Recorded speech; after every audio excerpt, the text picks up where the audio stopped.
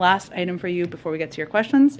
Across the country, as we've talked about a bit in here, Republican elected officials are engaging in a disturbing, cynical trend of attacking vulnerable transgender kids for purely partisan political reasons. Today in Alabama, instead of focusing on critical kitchen table issues like the economy, COVID, or addressing the country's mental health crisis, Republican lawmakers are currently debating legislation that, among many things, would target trans youth with tactics that threatens to put pediatricians in prison if they provide medically necessary, life-saving health care for the kids they serve.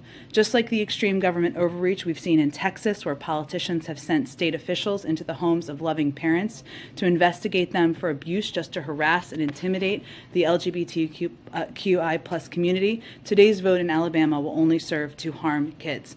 But Alabama's lawmakers and other legislators who are contemplating these discriminatory bills have been put on notice by the Department of Justice and the Department of Health and Human Services that laws and policies preventing care that healthcare professionals recommend for transgender minors may violate the Constitution and federal law.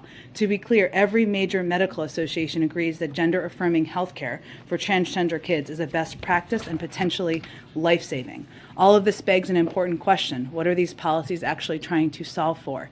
LGBTQI plus people can't be erased or forced back into any closets, and kids across our nation should be allowed to be who they are, without the threat that their parents or their doctor could be imprisoned simply for helping them and loving them.